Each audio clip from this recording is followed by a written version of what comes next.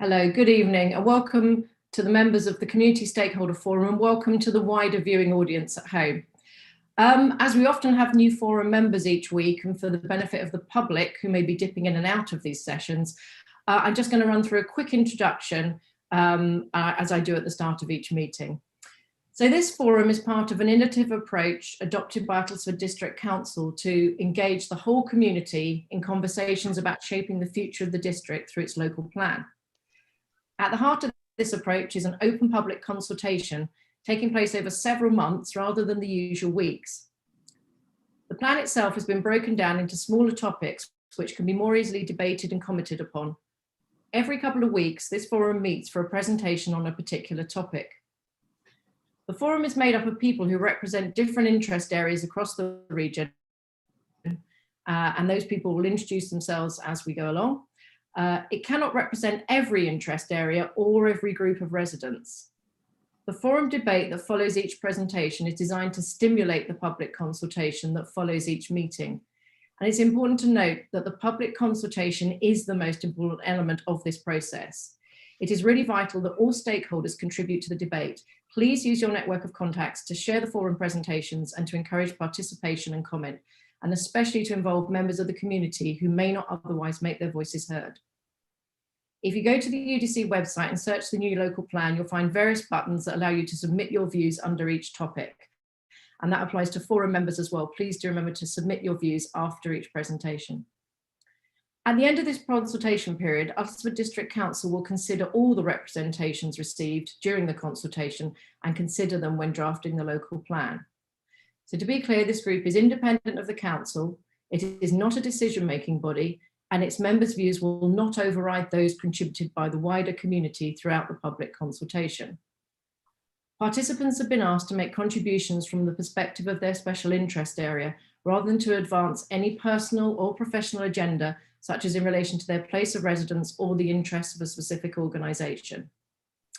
Now, turning to this evening's meeting, which this evening is about leisure, culture and healthy lifestyles.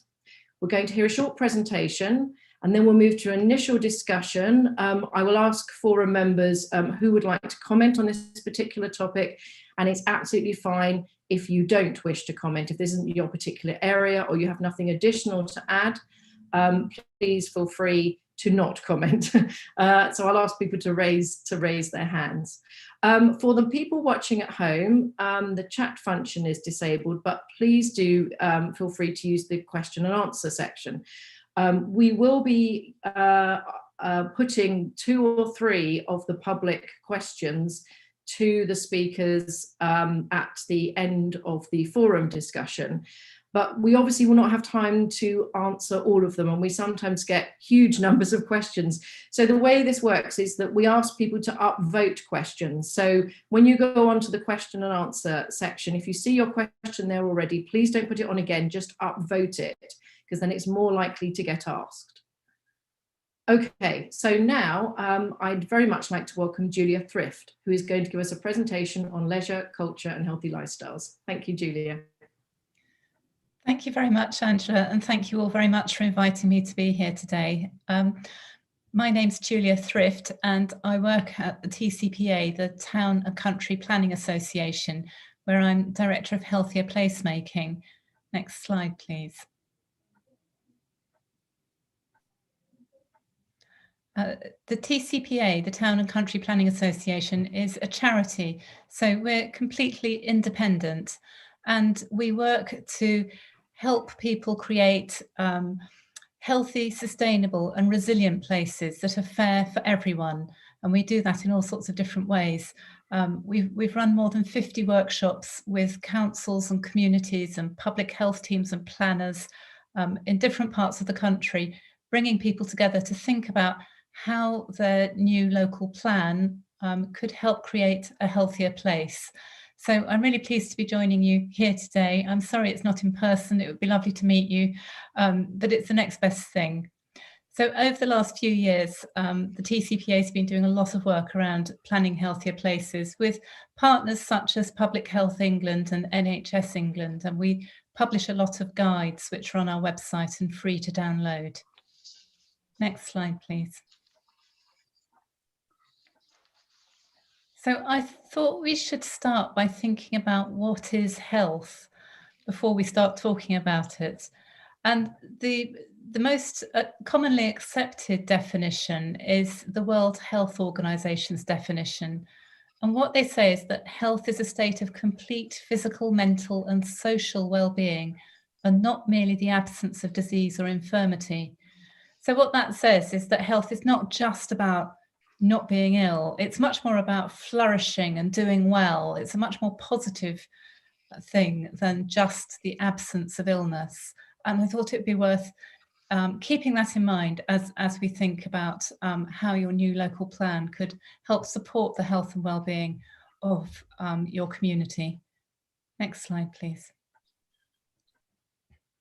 So what keeps people healthy? In this country, because we have such a wonderful NHS, when we think about health, we often think about the NHS, but in effect, the NHS is really good at fixing us after something's gone wrong, but it's not actually what keeps us healthy. And all the research and learning shows that the things that keep people healthy are the places and the communities in which they live.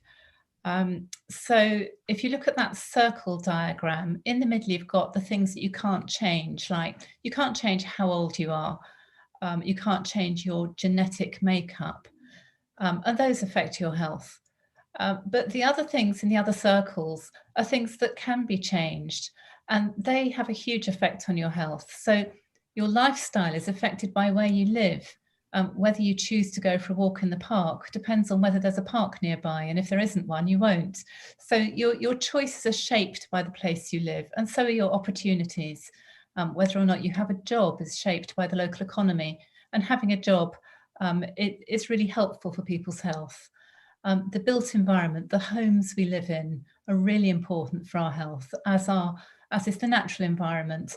And I think all of this has become much more apparent over the last year, when we've all suffered from the effects of the coronavirus pandemic, but people's experiences have been vastly different depending on where they live. And if you've been living in a home that's safe and secure and has enough space for you and maybe has a garden, your experience would be very different from somebody living in an overcrowded home that's perhaps falling apart and they're worried about being evicted. So the places we live in, the homes, the neighbourhoods, the communities, influence to a very great degree whether or not we're healthy. And planning and the way that planning shapes the environment therefore has a very important role to play in helping to create places where it's easier for people to be healthy. Next slide, please. So before the pandemic, there was an epidemic of avoidable illness. So the British Medical Journal estimated in 2018 that half of all doctor appointments could have been avoided because the illnesses that people were going to the doctors with are things that could have been avoided. I think that's a really shocking statistic because we know how busy the NHS is. And what that's saying is if we could help people to live healthier lives, we wouldn't need so many doctors, the cost of running the NHS would be far less, but perhaps more importantly, an awful lot of people wouldn't be suffering ill health. And the sort of things that cause ill health, we often hear about at the moment underlying health problems that unfortunately people who've caught COVID, if they had underlying health problems, they've fared much worse. And the things that cause those underlying health problems are things like loneliness. And we sometimes think of loneliness as not terribly important, but in fact, the research shows that it has just as bad an effect on people's health as smoking. It really is that bad for your health. And it's not just old people who are lonely. People of all ages suffer from loneliness. Many of us are overweight or obese, including children. We have a very high level of childhood obesity in this country. And children who are overweight or obese will have or are likely to have health problems for the rest of their lives. So it's just so important we help children maintain a healthy weight. And the food we eat is one of the biggest causes of ill health. It causes numerous different health problems. So again, if we'd gone into the pandemic with a healthier population, we might have had a slightly better result from it. So it's really important that we help people keep healthy as best we can. Next slide, please. So some of these problems that have been around for years, I think, came to the fore in the last year when it became so apparent that many people are living in poor quality homes and neighbourhoods that aren't particularly good for their health. Many people live with poor health, and poor health and poor environments and inequality and poverty are all very much interlinked. And in the UK, there are stark health inequalities. And what that means is that one group of people might live for 10 or even 20 years longer than another group for reasons that could have been avoided. And similarly, there are some groups of people who are much more likely to spend many years in ill health. And I suppose what we all hope for ourselves and our families is that we could have a long, healthy life, and not a short life, and not a life where many, many years are spent with illnesses. So the question is, how can we shape our environments to help everyone have a long and healthy life? Next slide, please. So the things listed here are all really important influences on health and can keep us healthy or not. So physical activity, the diet, whether we have enough food and whether it's good quality, nourishing food, good local green spaces and parks, and connections with people and places. And I think we've seen in the last year how important it is to have neighbours and friends, and how that really supports people's well-being. So living in a community where you feel safe, where you know people, where you've got somebody to turn to if you've got a problem, all of that really supports your well-being. So as we think about developing new places, it's really important to think about how we can create places where people meet their neighbours, excuse me, where it's easy to bump into somebody and have a chat. Next slide, please.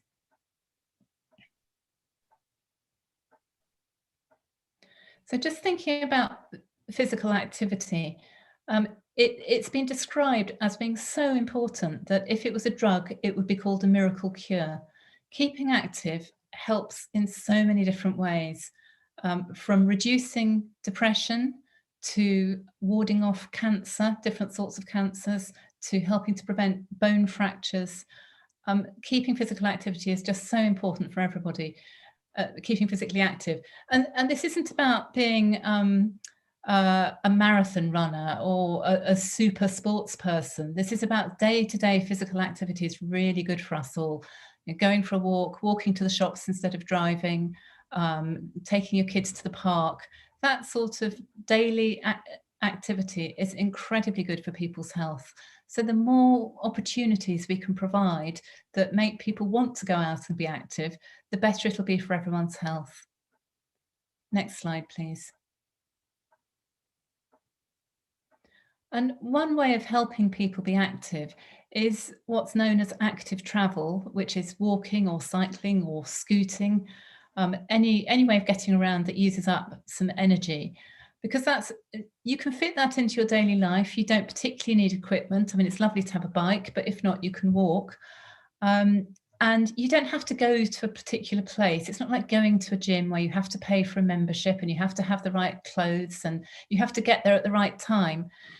If we can help people walk or cycle or move as they travel, then we can build in that everyday physical activity in a way that's easy to do without even noticing. So as you think about the local plan and how Uttlesford might change over the next few years and what the opportunities are, it would be great if you can think a bit about how it would be possible to help people be a bit more active. And active travel is one way of doing that. So would it be possible to make walking and cycling easier? There might be places in urban areas where it's possible that perhaps some of the roads could become a bit more friendly for pedestrians, or the traffic could be slowed or perhaps kept out of some areas. And it might be in rural areas that people do need to travel by car or by bus to get to the next town. But when they get there, do they have everything they need, or do they then have to get back in the car and go to another place to get the next thing they need, and then another place? So if you can make sure that towns and villages have a range of different things in them, that can help people know that they only have to make one journey, and when they get there, could it be a pleasant place to walk around? Are there things to see and do? Can you bump into people and have a chat? All of those are really good for our health. Next slide, please. And having good quality parks and green spaces nearby has so many different health benefits. There are multiple benefits. They're good for our mental health. Sitting or strolling in a park or a green space is incredibly good for people's mental health. I think it wasn't surprising after the first lockdown that so many people wanted to go to the park or walk in the countryside. It's incredibly good for us, and I think we all appreciate that. It's great, obviously, for kids to run around.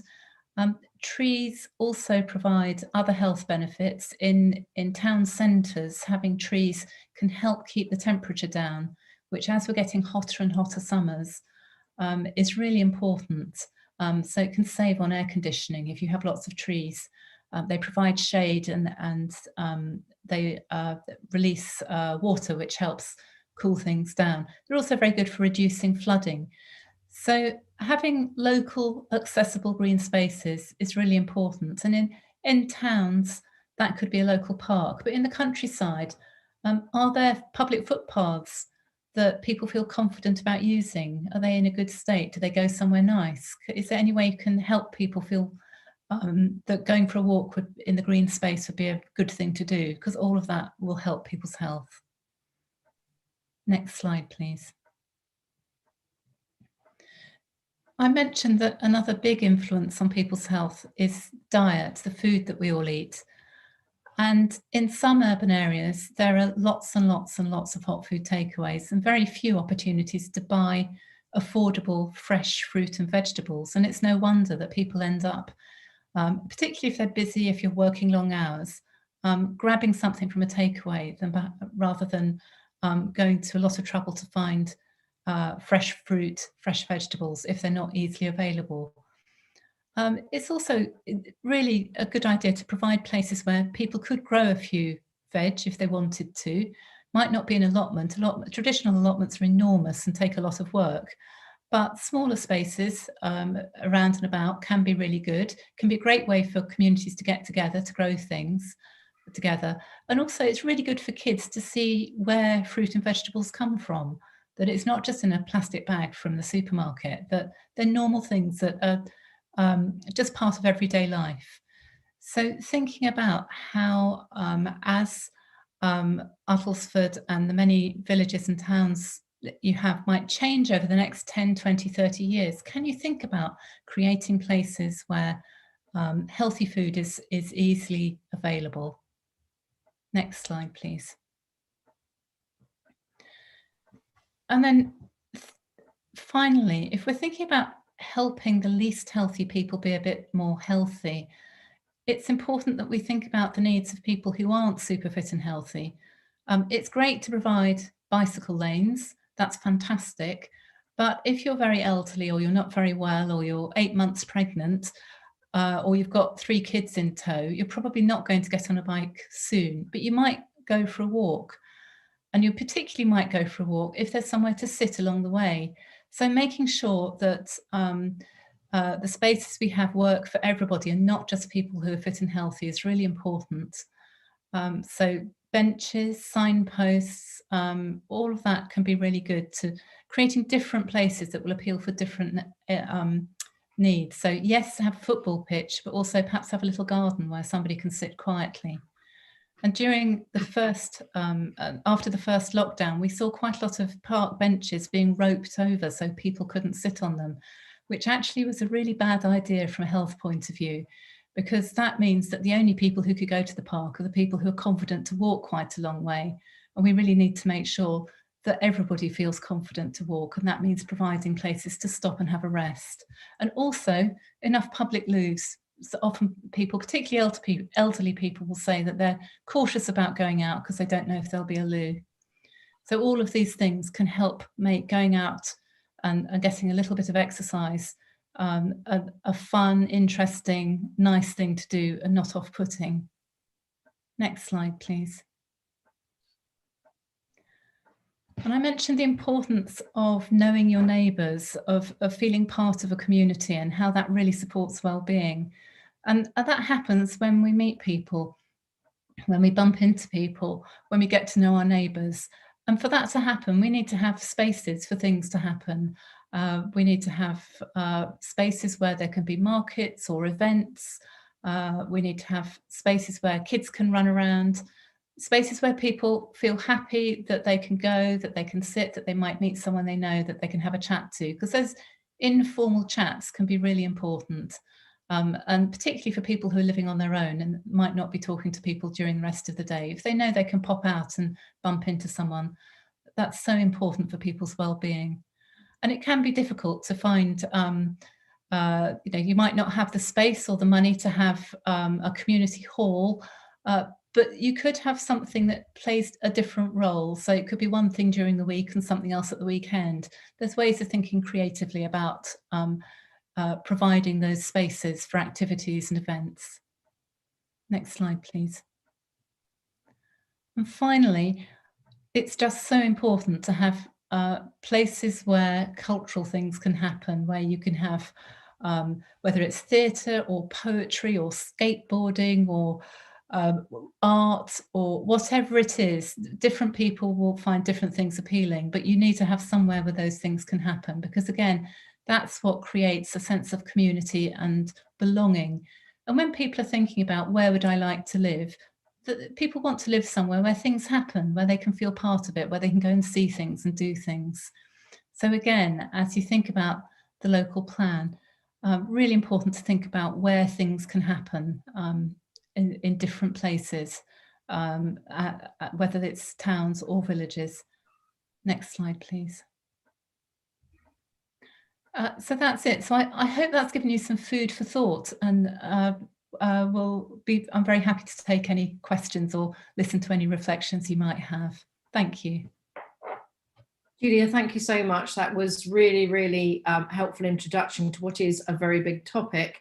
And we're very lucky today to have actually 3 guest members on the panel to help us work through this very big topic of leisure and healthy lifestyles. Can I actually come to Mark first of all? Mark Stark from Saffron Walden Tourist Information Centre. Mark, would you like to share some reflections and tell us a few things about tourism? Yes, of course. Good evening, everyone. My name is Mark Stark. I'm a duty manager at Saffron Walden Tourist Information Centre and an employee of the Town Council. I've been there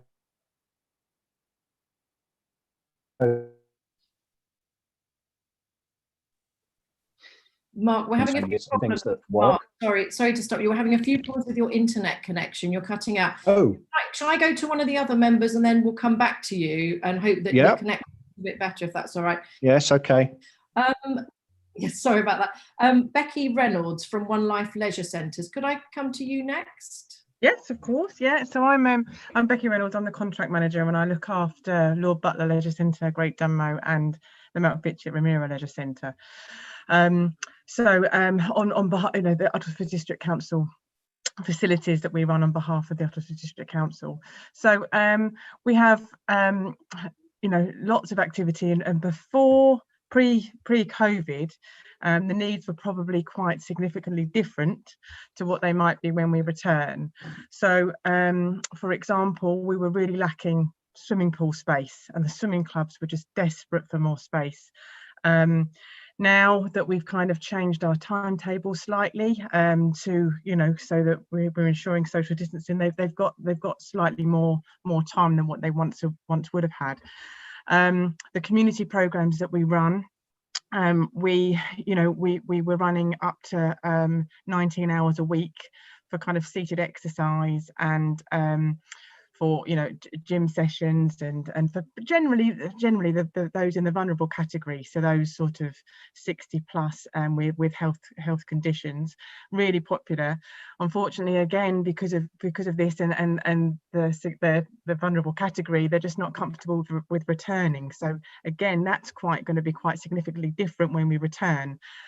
We don't actually know what it's going to look like yet, but we think that once everyone's had the vaccination, they'll be very comfortable in returning and coming back. But that is the shame, is that the needs were much different, and we're still in those kind of infinite stages of returning back to kind of some kind of normality, where we don't really know what the new normal is going to look like. We can just hope that people are still going to want to come to the gym. We made them as safe as we possibly can with social distancing and all of that.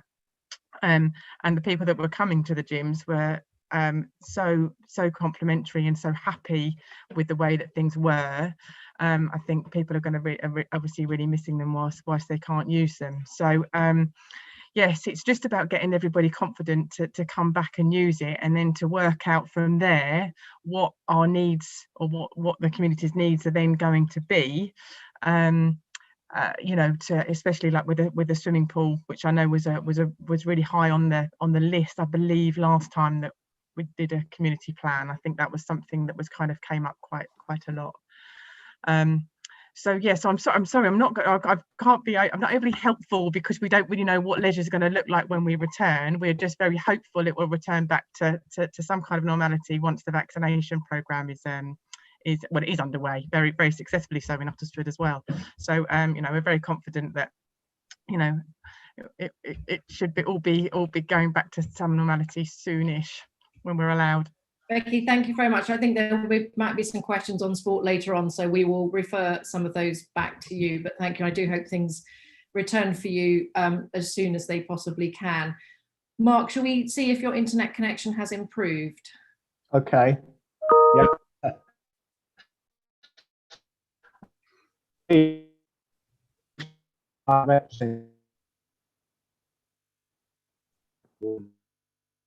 Mark, I'm sorry. For 20 years.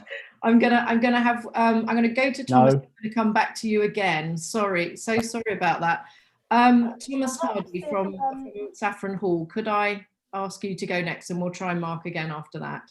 Yes, thanks. I'm Thomas, Learning Participation Director at Saffron Hall.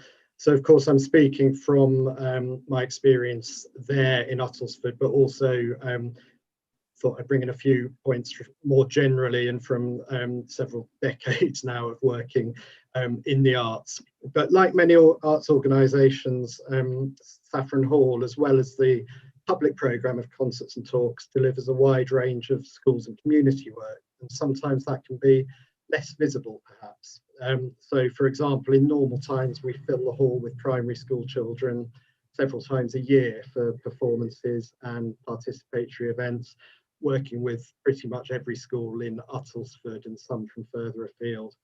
And another example is actually at this precise moment online, we have a project Come Together taking place, and that has been designed to combat or to address feelings of isolation and loneliness that people may be feeling during this lockdown in particular.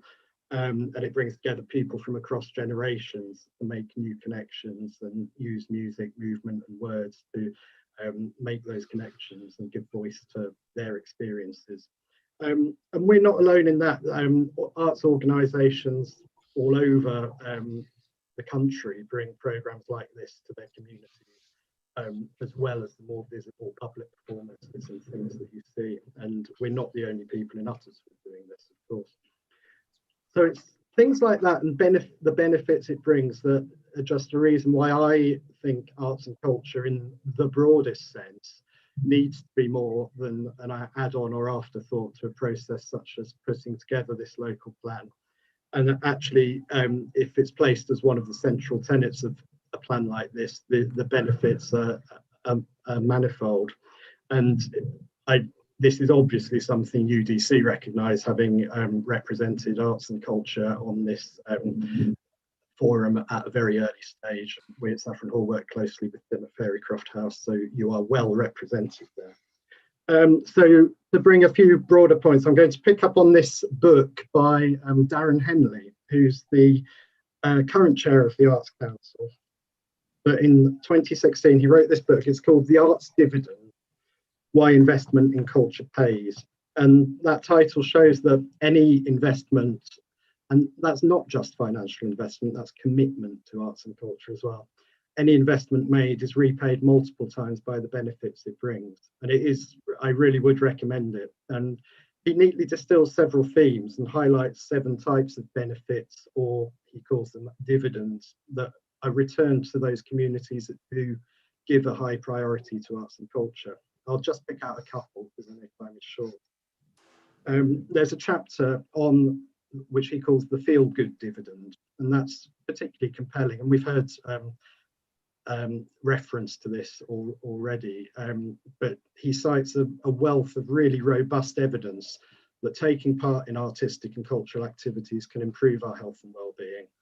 An example from Saffron Hall is that we work with people who are living with dementia and their carers, people from across Uttlesford, on our project Together in Sound, which is music therapy group sessions. And our evaluation of that project shows that being part of that project has a real impact on the quality of life of those living with dementia and on their carers and companions who get to be part of that project and of course make new connections. And in this last year, we've moved the project online, and it has been described as a lifeline by many of those participants who are isolated. Another of Darren's chapters is called The Place Shaping Dividend, and I think that speaks for itself, and it echoes a lot of what Julia said earlier. But arts organisations, it's often at the centre of regeneration projects. And it's equally applicable to what we're talking about how our communities might build, expand, and new communities are built. So we really do need, I think, to ask, as we think about building new developments or even whole new villages in some cases, what is it that will make that development not just a collection of streets and buildings, but a community with a real heart and soul? And I know that, as Julia said, if places for people to come together and to be creative are in the mix there, then those connections will be made and the community that's built will be so much stronger. Darren says in his book, we can also expect to see a reputation dividend. And that just shows how thinking about culture can draw attention to a place and put it on the map, attracting new residents, businesses and visitors. And we see this, I think, in Saffron Walden, where I work, not only with Saffron Hall, but events such as Fatal Music and Thaxted Festival in another part of the region. I think those things return the investment that's made in them many times and really do put the areas on the map. Another example, Tim at Fairycroft House hosts one of the most well-regarded jam nights in the country. Musicians travel from quite long distances away to that. We could look at all of these benefits, but culture could still fall to the bottom of the list when money's put into the mix, of course. But there really is a considerable economic benefit, or enterprise dividend, as Darren's book calls it. At the time of that book, the creative and cultural industries returned 84.1 billion to the economy and accounted for 7.9% of the total workforce. And part of that's there for the taking for any district that commits to putting the creative industries, taking them into account in their planning strategies. And this local plan is a real opportunity to do that and make that commitment. And making a commitment to culture can bring other investment in the area. Another example from Saffron Hall, we have to fundraise on average £650,000 a year.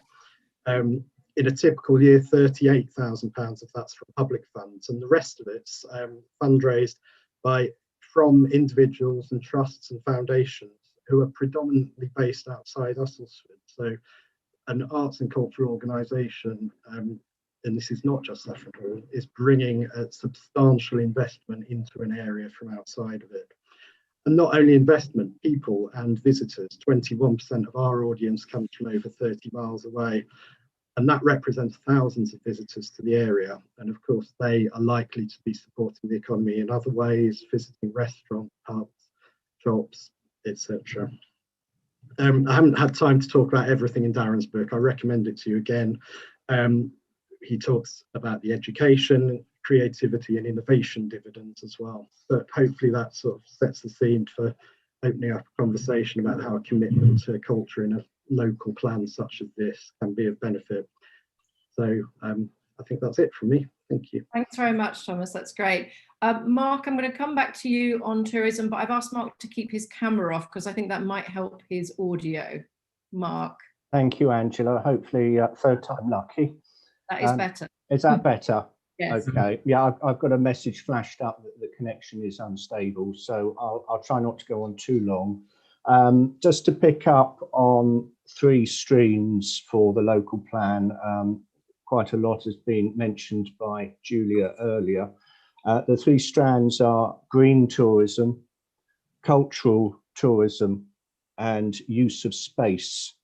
Cultural tourism, Saffron Walden does really, really well on. For a town of 16,000 people, we have an international concert hall, we have Saffron Screen, and we have a cycle of major events in the town, the cycle being the Carnival, Fête de la Musique, and has been the Maze Festival, although that hasn't happened last time. So there are a lot of people making things happen in this town from a cultural perspective.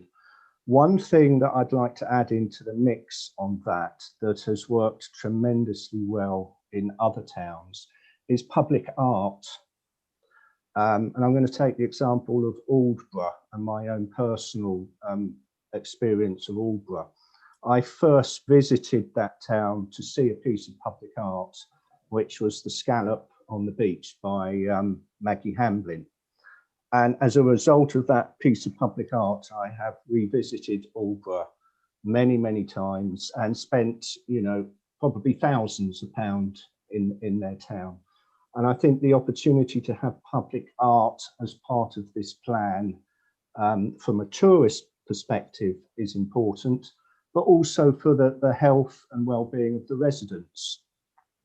Public art is tremendous, it's great publicity, and if it's done well, it's a great asset to the town. So I'd like to throw that into the mix. We're doing our little bit on public art at the tourist office in that we have permission to paint the 4 large bollards in the market square. So at the moment, they are rather black, rusty, unpleasant looking objects. So that's an example of just small things that could be done to enhance the environment for residents, but also as a talking point for visitors. One of the 4 bollards has been painted by a local artist called Sonia Villiers, painted very kindly free of charge. And sitting in the tourist office every day, we see people taking selfies, particularly young children, with the bollard. So it's simple things like that can make a big difference. And I think public art is something that we should explore. So that's cultural tourism. Green tourism, I think there's quite a lot of work needs to be done. Green tourism for me is mainly enabling people to get here without using the car. We need more cycle lanes. I think we are deficient in cycle paths in this area in Uttlesford. Certainly if you compare us to somewhere like South Cambridgeshire, there is a marked difference between what we have and what South Cambridgeshire have. So there's work to be done there. I know UDC are working on that, and it would be nice to link up Saffron Walden with the cycleway into Cambridge. It is there up until about Ickleton, and then it stops, and you have to go back on the road. So there's opportunity to improve cycleways tremendously, and also to link it up with public transport. So for visitors on a Sunday, it is difficult to get here without using your car. There are no buses linking Audley End railway station to the town on a Sunday. So there's work to be done in linking public transport to enable more visitors when we're in a time of post-COVID to visit without using their car. The third issue I'd like to talk about is the use of space, which Julia mentioned at the end of her talk. I'm particularly talking about places like market squares, and can we use that space in a better way? There will be a public consultation on Saffron Walden's Market Square very soon, where people can give a view as to its use, not in terms of COVID, which is why it's closed at the moment, but in terms of post-COVID, and how do we want to use that space? Do we want it to be a car park? Or do we want to use it in the summer months as a place for the arts, for performance, for more of a cafe style society where people can sit, they can meet, they can eat, they can drink, they can listen to music? And it's re-evaluating those spaces. As I mentioned, that particular space is closed now purely to make more room for people to move about. But the public consultation will focus not on that, but on post-COVID times. And I think we need to reevaluate the use of crucial spaces in our towns, such as Saffron Walden Market Square. And I think there's a great opportunity there for change and to make it a much, much better space. That decision won't be down to me, that will be down to the residents of Saffron Walden, who will have their say and have their vote on what they want to do. But if there is to be a change, it has to be backed by a vision and a plan of what it could be, what we could have. And with careful design, you can accommodate disabled parking in King Street or Market Hill, while preserving the central space as a place for people to meet in the summer. So a careful plan can accommodate different views, but there has to be the vision to go with the consultation. If you ask people bluntly, do you want to have pedestrianisation, they will vote against it because there's no vision behind it. There was a vote 15 years ago organised by Uttlesford District Council on this very subject of the Market Square, and a referendum was sent to every household in Saffron Walden. There was three options. There was keep it as it is, pedestrianise it, or partially pedestrianise it. And the people of Saffron Walden voted to keep it as it is, but there was no vision with that consultation or that vote. And people need to be shown how spaces could be used in an alternative way.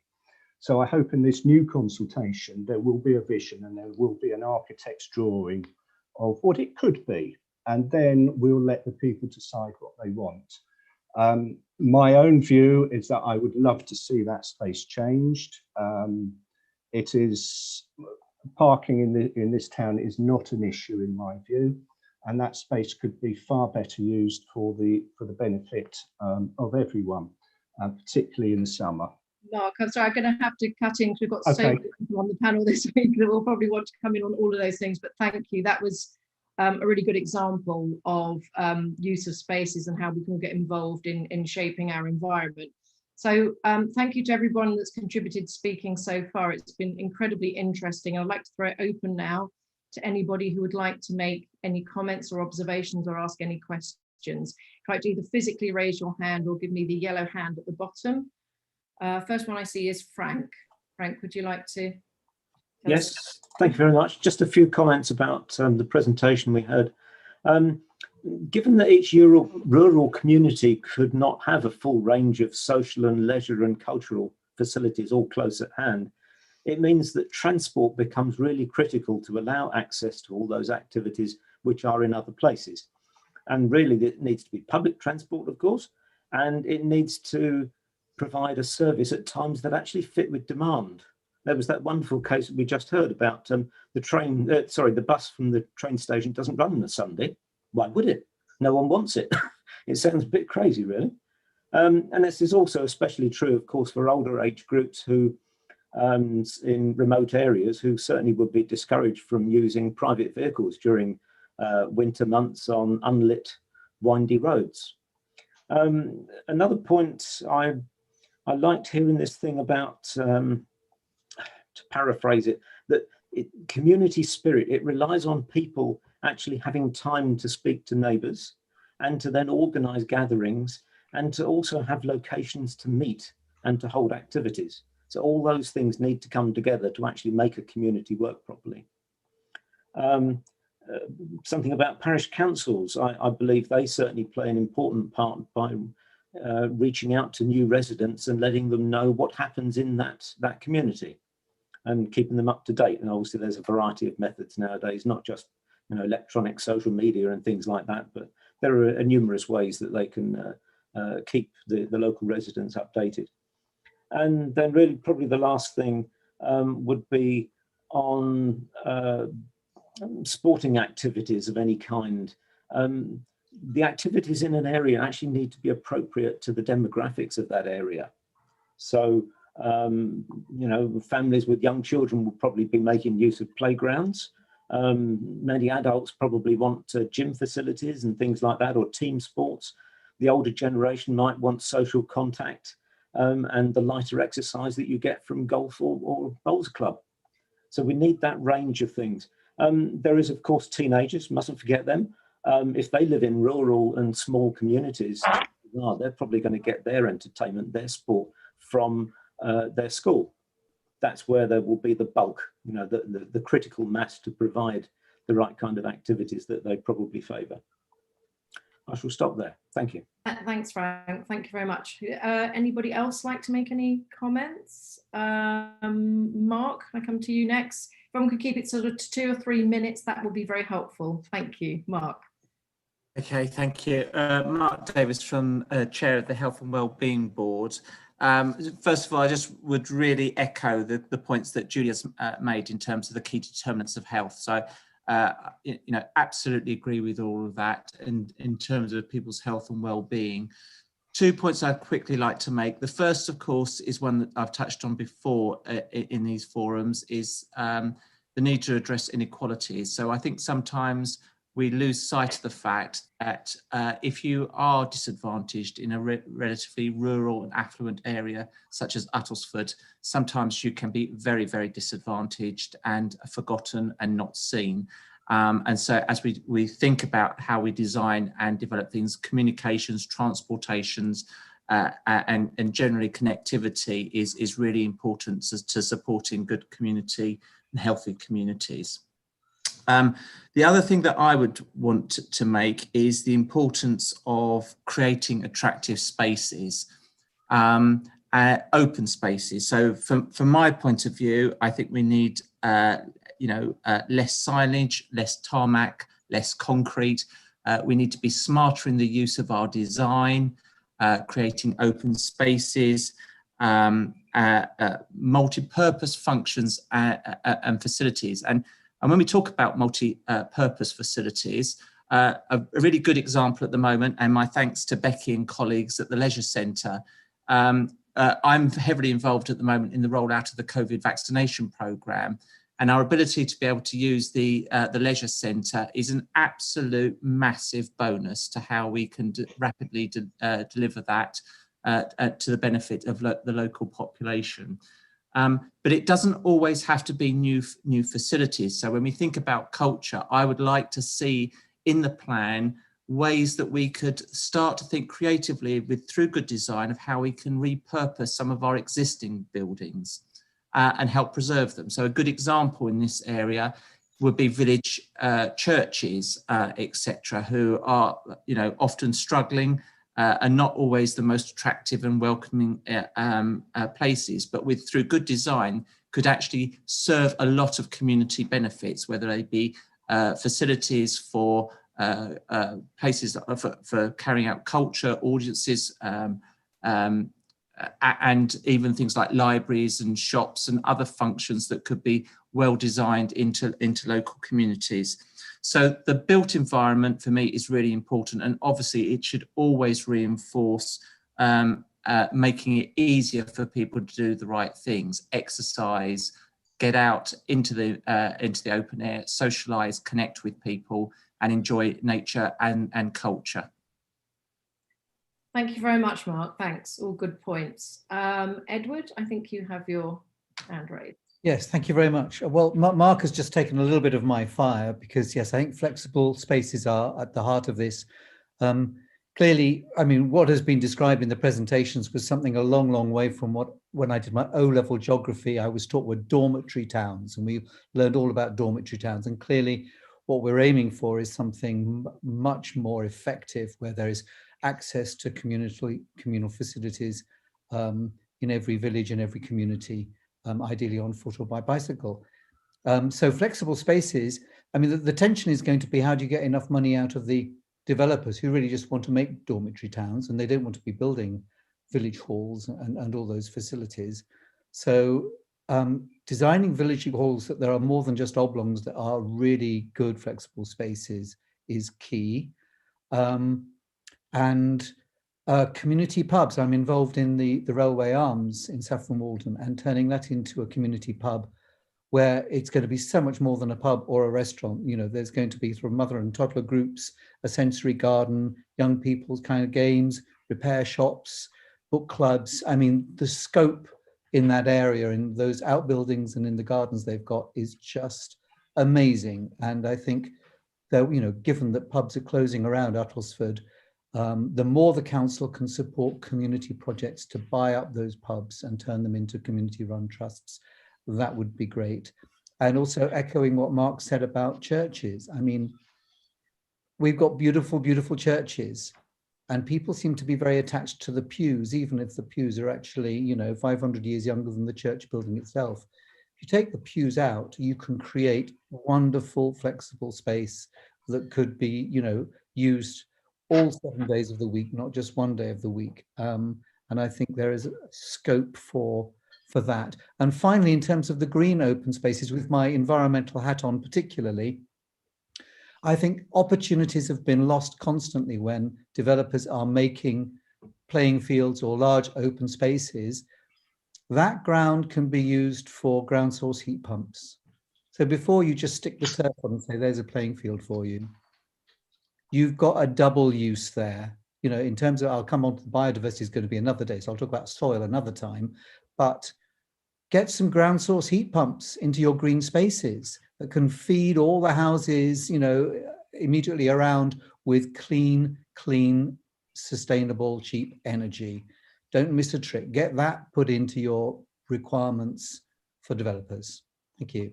Thank you. I know you've touched on a few points that Julia feels quite strongly about, so I'm just going to give her the opportunity now to just either agree with you or make some additional points. Okay. Julia.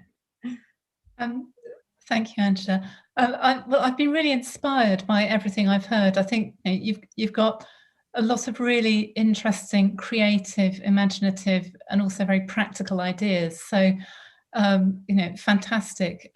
In terms of thinking about using green spaces as a source of energy, there's an organisation in Scotland called Green Space Scotland, and if you look on their website, there's information there about using parks and green spaces to generate energy. So that, you know, there's huge potential here.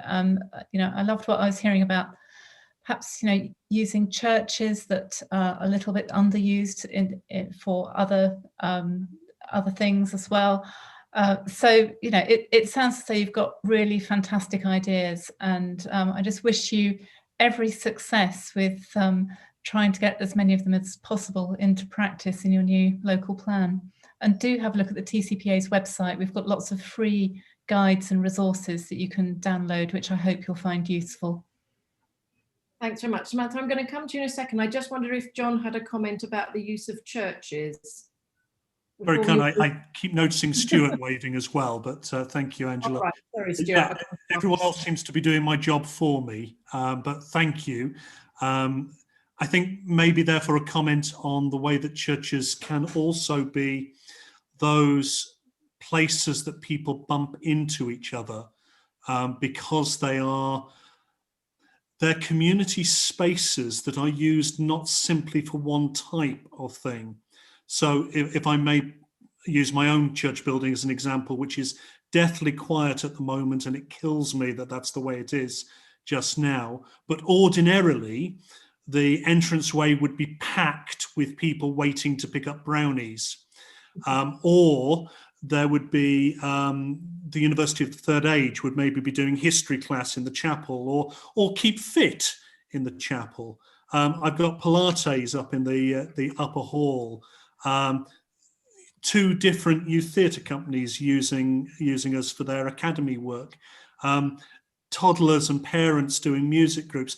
These are the sort of things that they are helpful to us in providing some income, but more than that, they're actually building community capacity. And that's why we value these things as not just an add-on to our work as a church, but quite vital to it. Across the area, not all church buildings are as fortunate. And one of the things that is often lacking is some capital funding to change an old building into a more flexible building. And churches, for a variety of reasons, often fall foul of being able to get money towards projects to upgrade buildings.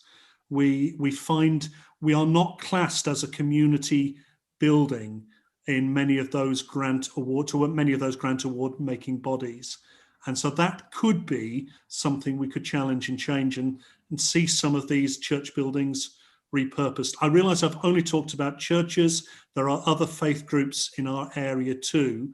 And for instance, I love again, in the good old days of a year ago, I love on a Friday lunchtime seeing our local Muslim community gathering for midday prayers on Friday, just down the street from here. You know, there are other faith groups across the area. How do we assist them in getting their first building in an area or their first access to premises? Thank you. Thanks very much, John. That's really helpful. Samantha, I'm going to come to you, and then Stuart after Samantha. Thank you. Yes, thank you. I think it would be lovely if we could help people by having leisure, culture and healthy lifestyles in order to avoid ill health.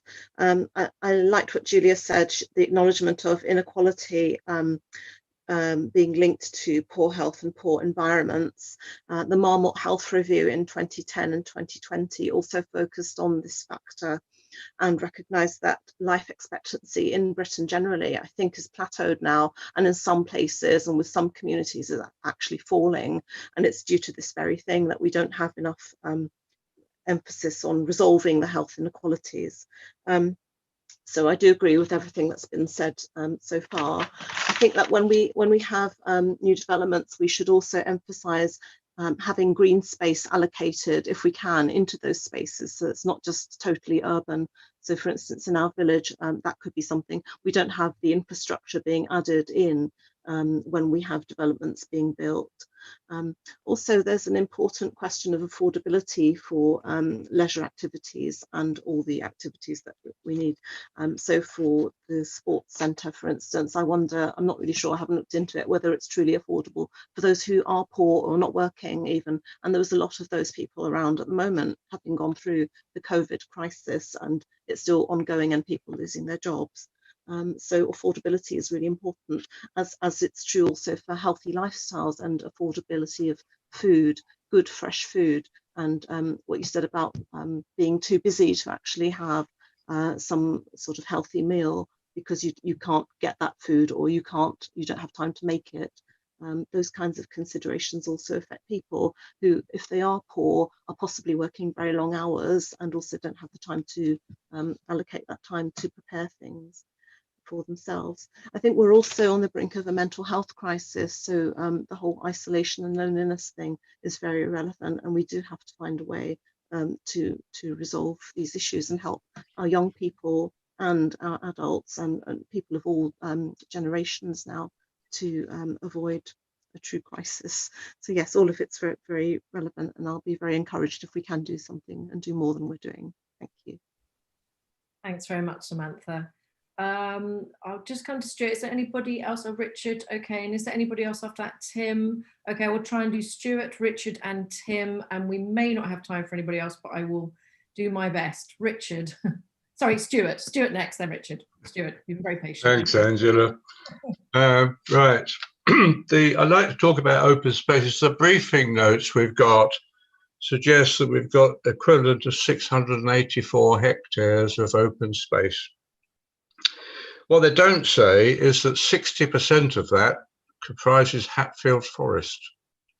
And Hatfield Forest is unsustainable at the levels of demand at the moment, as National Trusts have been telling us for quite a long time.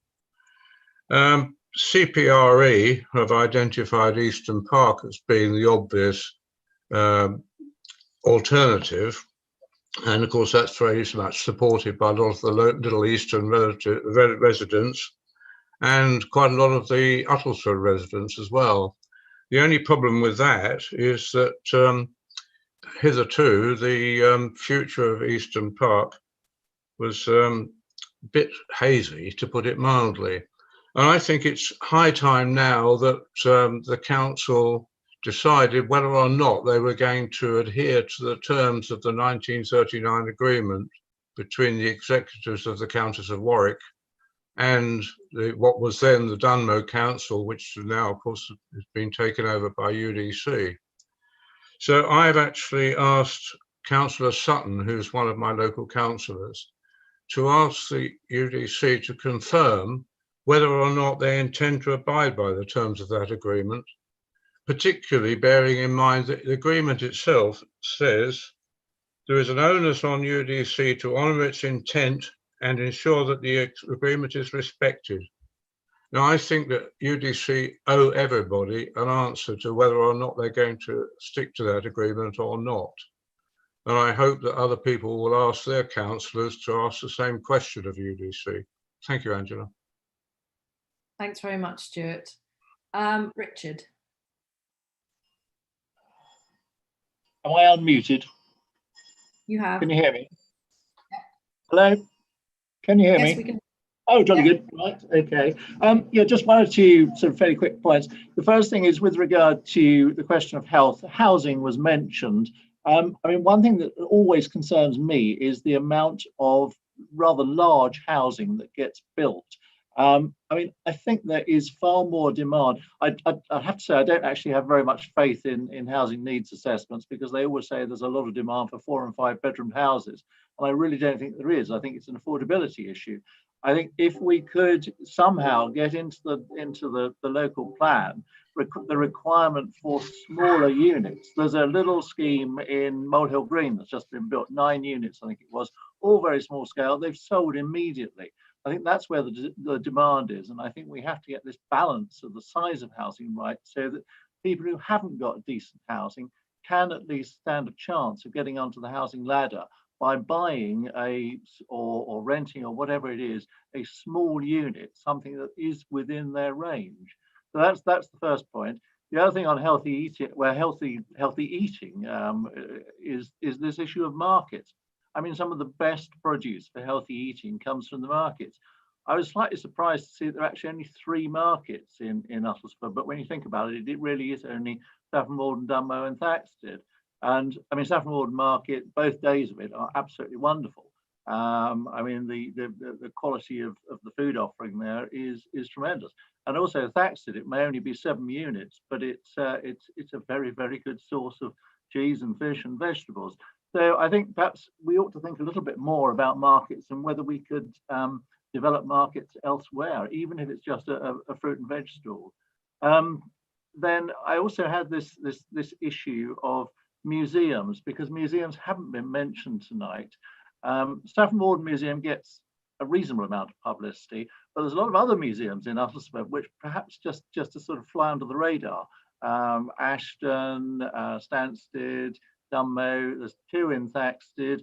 These don't get any publicity, and I just wonder whether more could be done to promote our museums. And I think this leads on to one of the other problems, that the Tourist Information Office in Saffron Walden is not an Uttlesford Tourist Information Office, it's a Saffron Walden one. And I think we need to expand the Tourist Information Office to encompass the whole of Uttlesford.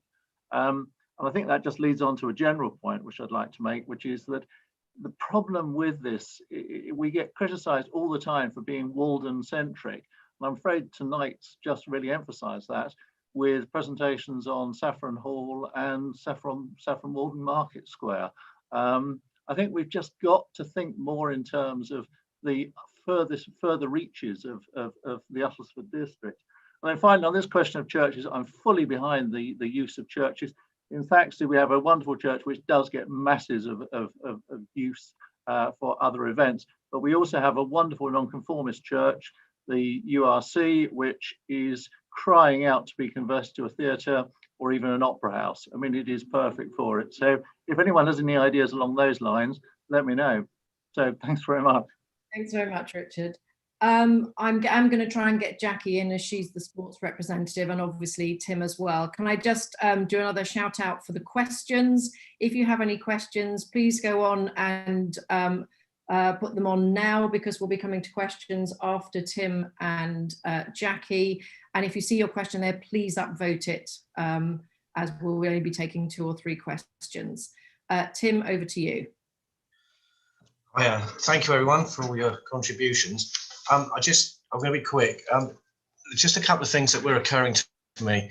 I think it's, and obviously with every discussion of this nature, there's a lot of figures bandied around, you know, things make people feel happier and percentages and whatever. But one of the things that has brought all this home to me particularly is I've obviously see it every day, pre-COVID obviously, at Ferrycroft House and in other areas where all these figures that we've spoken about and what the arts, obviously, which is what I'm talking about, particularly do for people, I see it in operation every day. So for example, at Ferrycroft House, our youngest attendee is 4. The oldest person who comes here is 94. We have over 500 people per week using the building.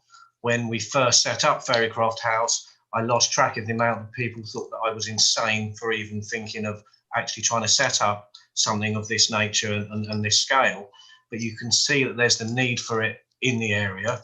And to actually see people creating their own communities or smaller sort of, you know, groups within a larger operation with a lot of people they've never met before.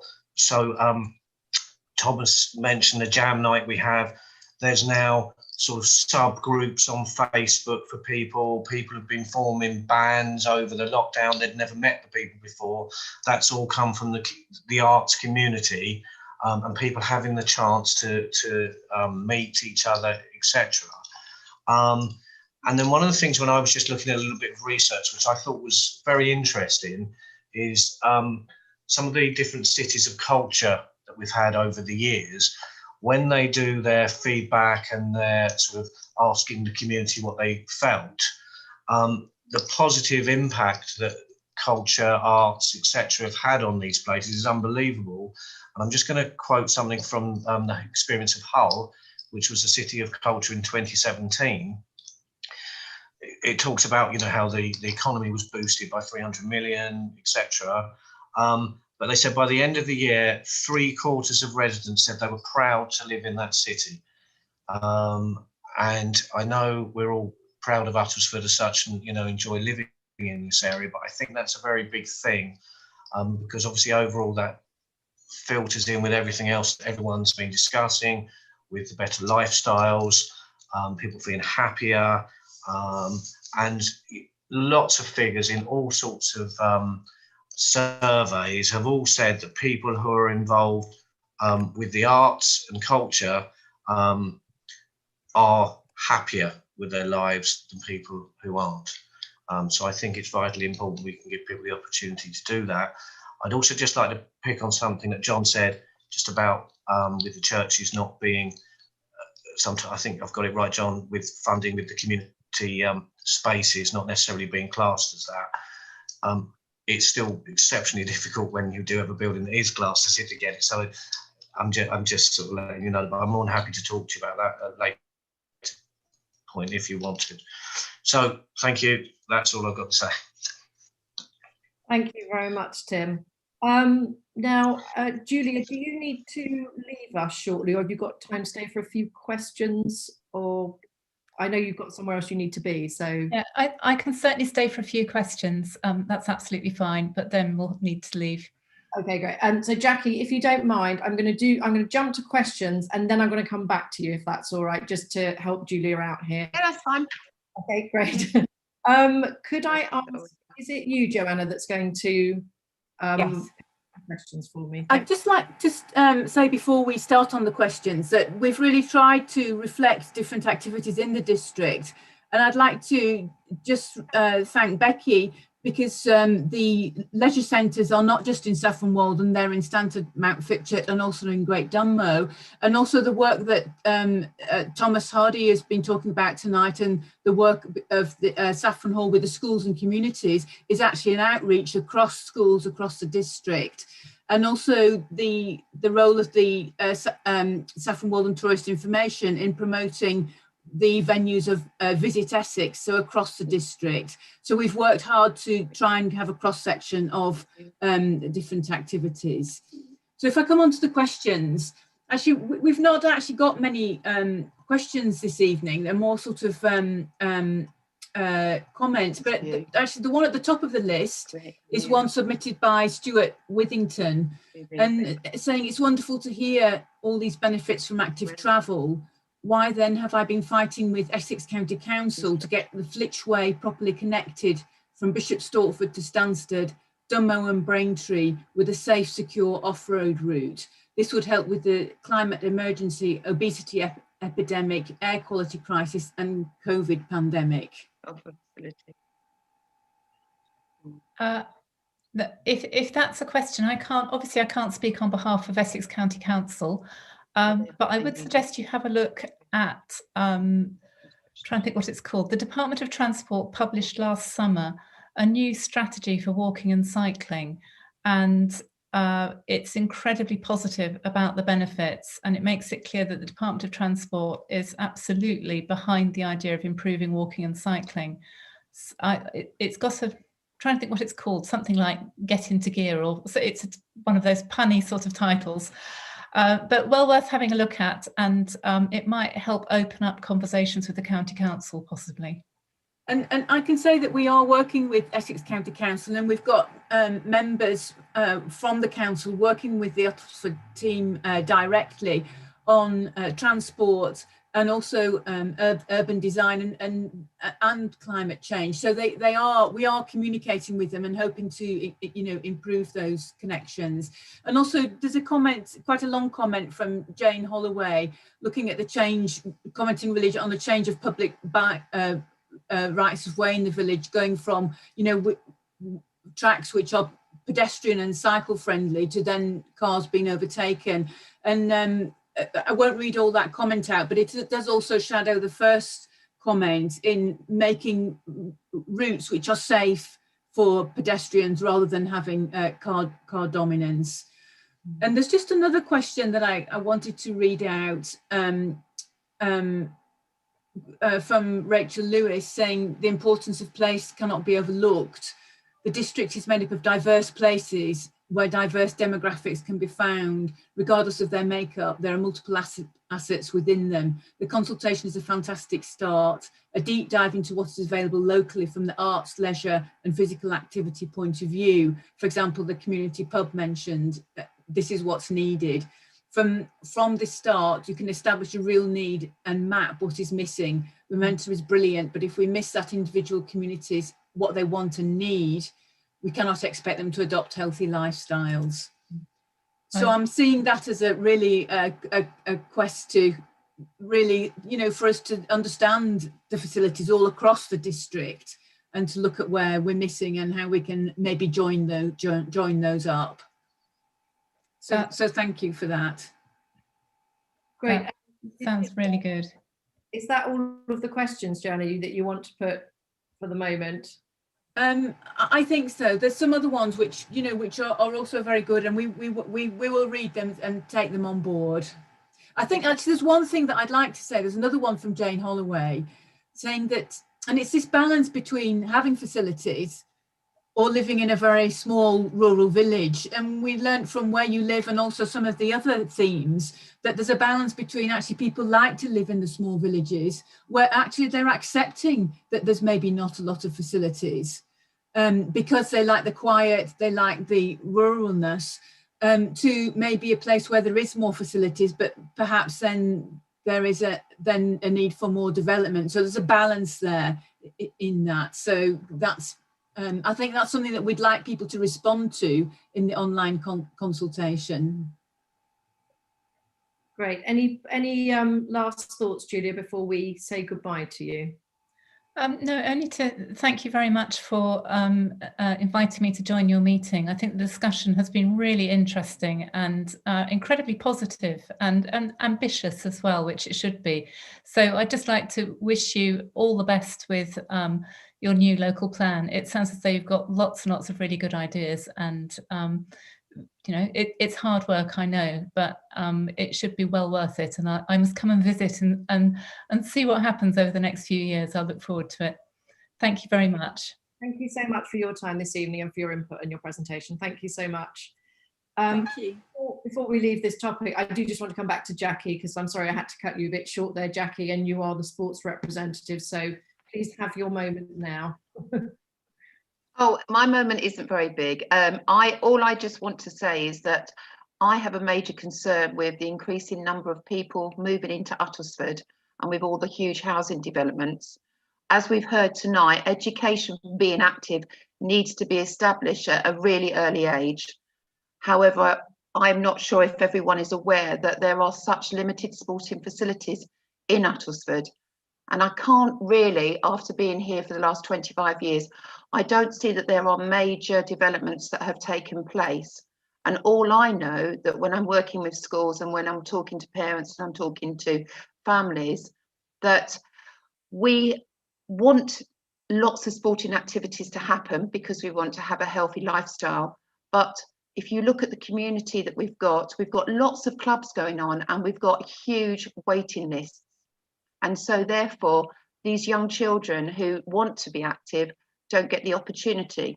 A typical example is the Saffron Hockey Club has got a list of 100 people. The Triathlon Club has got a list of about 80 children. That's just in Saffron alone.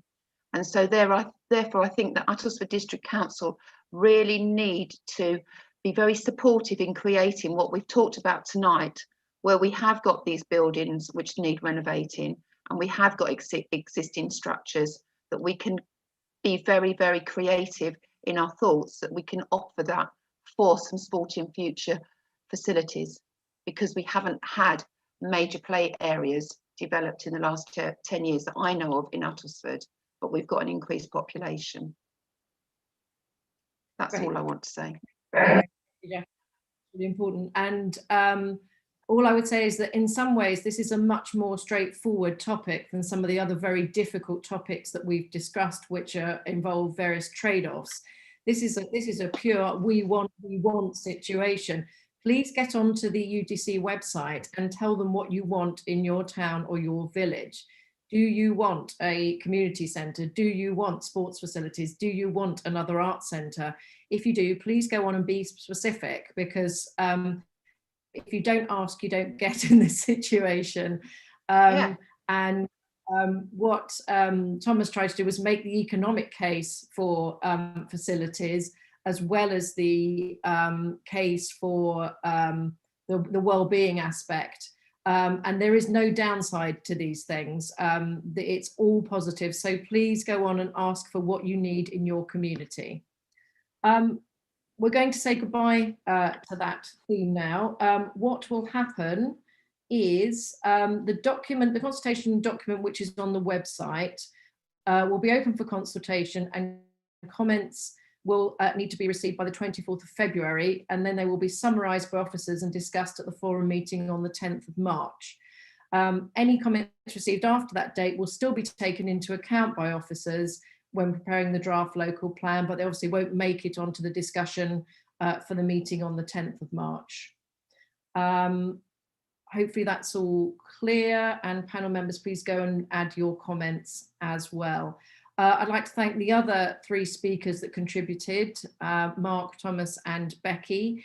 If you do need to leave now, please do. We're moving on and back to a theme we discussed previously, which is character and heritage. You're welcome to stay, but if you need to go, we completely understand, and thank you for your contributions.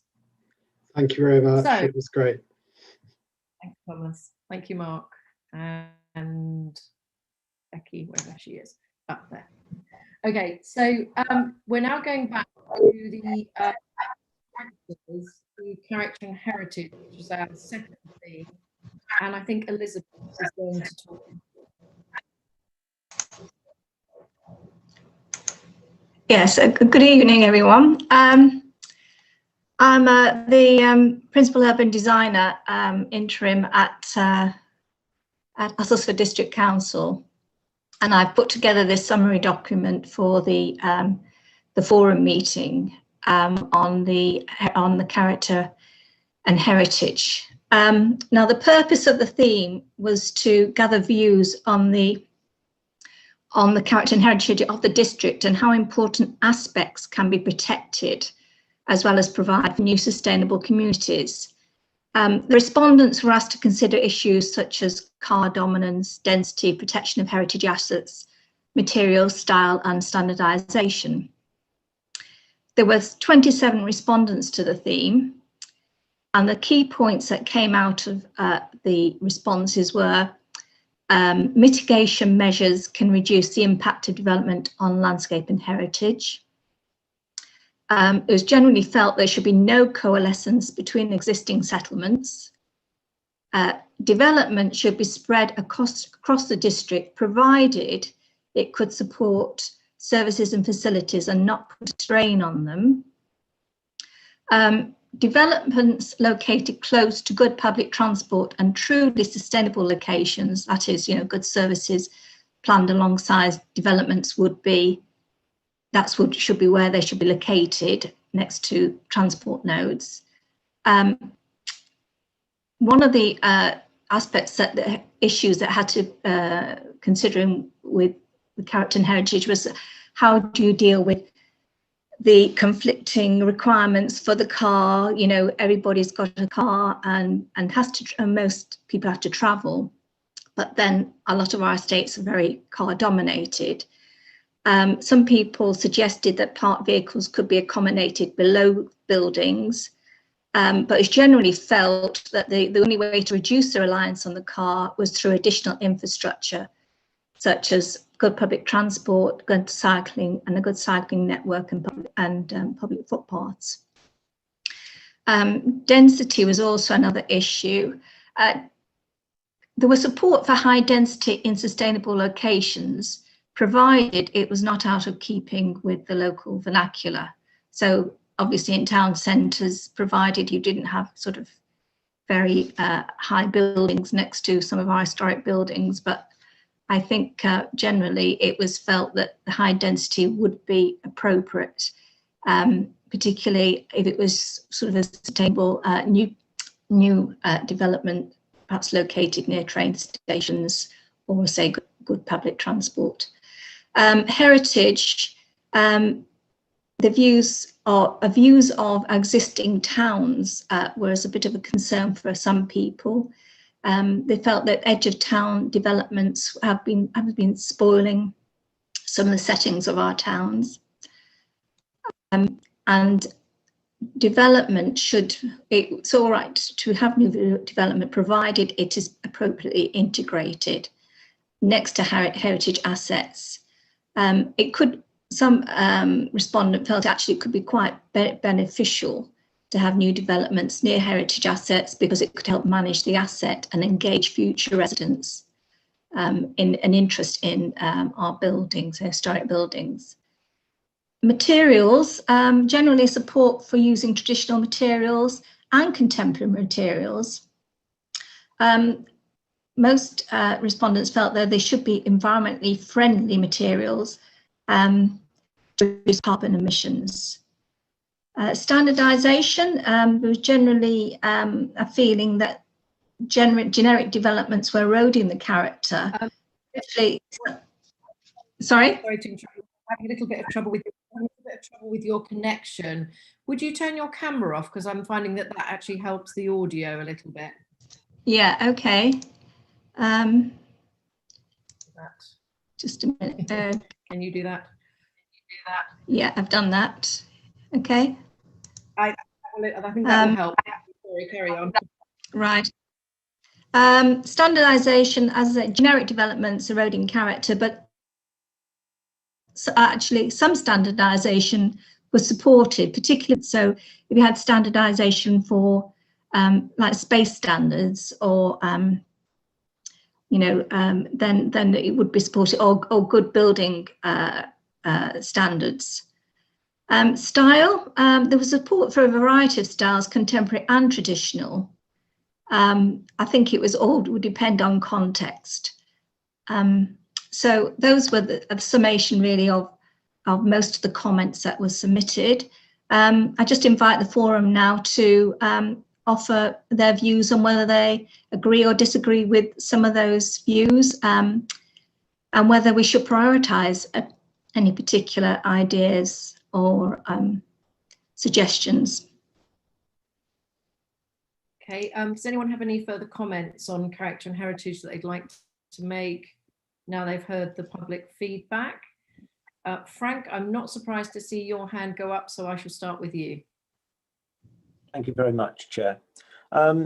Yes, from a heritage perspective, there was some interesting stuff here. My thoughts then, that any development around heritage assets needs to actually respect the asset and its setting. And this means using appropriate materials, style and density, and if necessary, screening to protect one from the other. Assets of great historical or cultural importance need a larger buffer from development and even greater care about the choice of materials and design. But I do believe it should be possible to integrate old and new in a way that, as was said, allows enjoyment and appreciation of both. And the idea of respect for heritage asset, it applies in whether you're regenerating a town centre as much as it does to a rural village.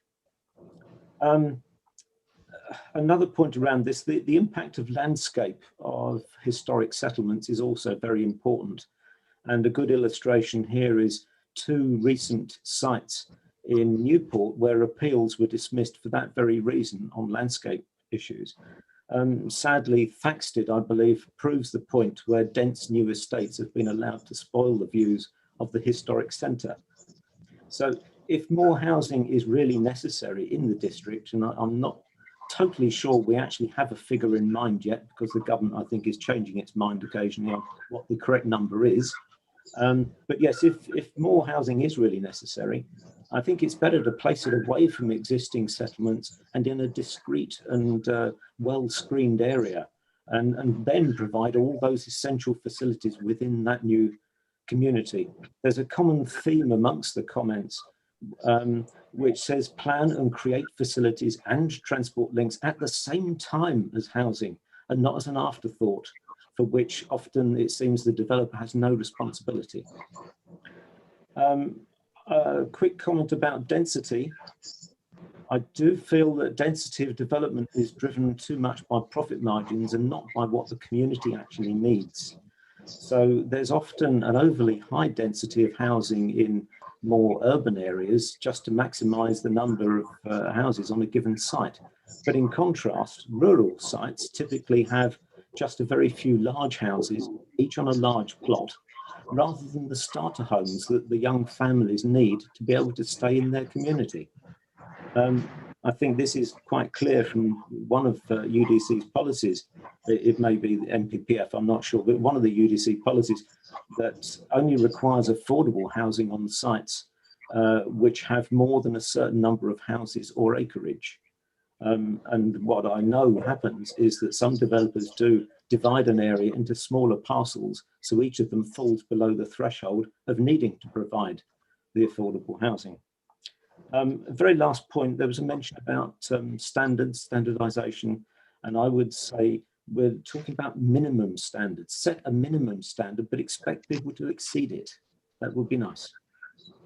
The end. Thank you. Good indeed. Thank you, Frank. Edward? Just a quick note in terms of the density about, I think we discussed intergenerational kind of density, that young people who need something kind of small, compact and affordable could perhaps occupy a similar kind of spatial density kind of thing as older people who are downsizing. And so that notion of mixing generations rather than the notion of housing design at the moment, which is... The feedback, Edward, did you see it? I didn't see that on the feedback. I browsed through and I couldn't see that. Yeah, so it might be something that you need. Right. You've either to hop on and just feedback, and I will do that. You don't. Yes, please make it on here, but also do go and make it on the UDC site, or it won't get into the process properly. Richard. Sorry, were you finished, Edward? Sorry. Right. Well, great. Sorry.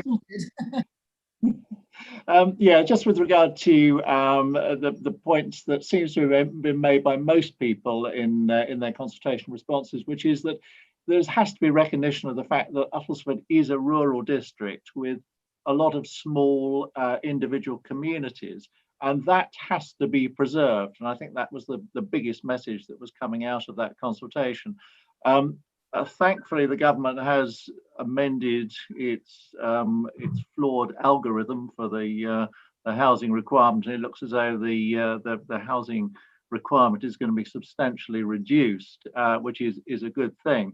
But one thing that does concern me is, I mean, these houses have got to go somewhere, but one thing that concerns me is that there isn't enough recognition given to the setting of heritage assets. And setting is not just adjacent development. Setting can be a mile away. If you look at a lot of, I mean, well, Thaxted is the obvious example. If you look at the windmill and the church of Thaxted, they can be seen for miles around.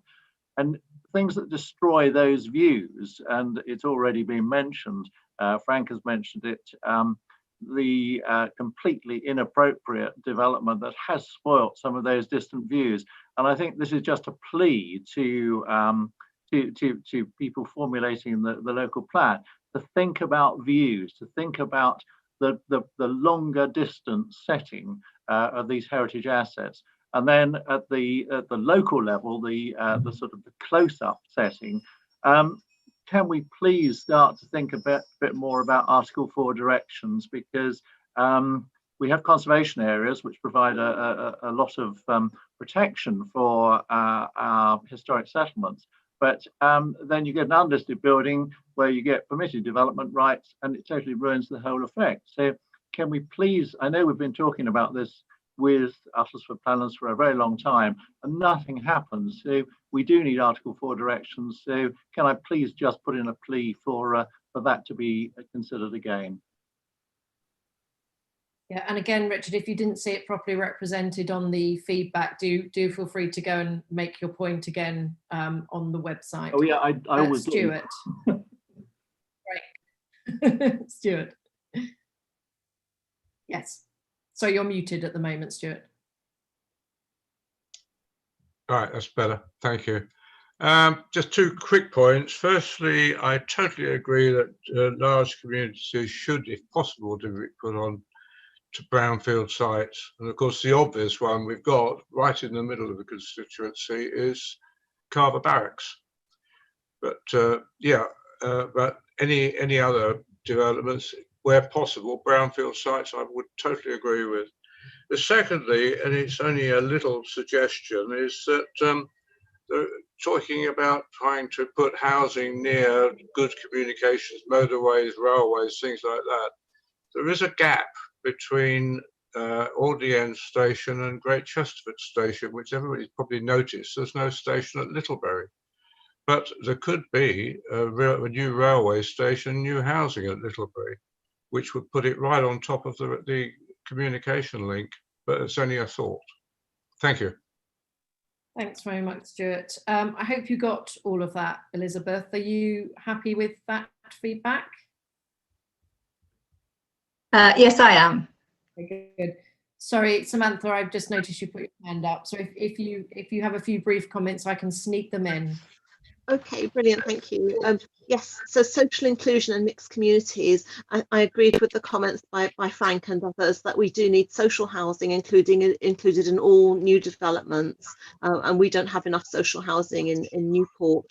There was a mention in the comments as well that developers should contribute to the cost of infrastructure. So, and where I live, that doesn't really happen, I don't think. In theory, they pay a contribution to the SIL payment.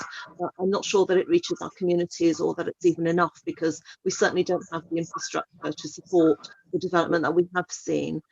So there were a number of villages mentioned in the feedback as well, and I'd like to add Newport to that, just because I know that we've added a lot of housing there. And also, I wondered about density versus greenery. There's an application to build on a pub garden where we'll, as a community, lose our space for greenery, which is a nice space to go and sit and enjoy a drink, and quite affordable and everything. And it's a historic building as well. We're going to lose that garden possibly, and that's at the expense of a developer who's quite determined to actually build housing there. So the principle of development and putting a greater density of housing might be a reason why we lose some of our amenity space, and it just doesn't seem to be the right thing for our community. So I think we need more consideration to how our community feels about, and it does feel very strongly about preserving the heritage assets and the amenities that we have. Thank you. Thanks very much, Samantha. Thank you very much, everybody, for consuming all of that feedback and then coming back to us again.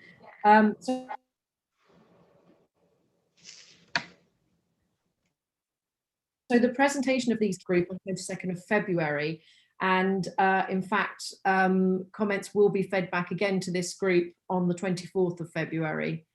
And thank you to UDC for that continuous circle of feeding back and comments, which I think is a really great part of this process. If everybody is happy, I am going to move on to the upcoming theme of biodiversity, which will be on the 10th of February. I don't think we have a speaker for that yet, but you'll all be informed as soon as we do, and hopefully a few guest panel members as well for that. But I know a few people will be very keen to speak on that in this group. Do we have any other business this evening before I close the meeting? Thank you so much, everybody, for your contributions. Thank you to the UDC officers for all the work that you've put in. And I very much look forward to seeing everybody on the 10th of February for biodiversity. Thank you very much. Thank you. Bye-bye. Thank you, Angela. Thank you.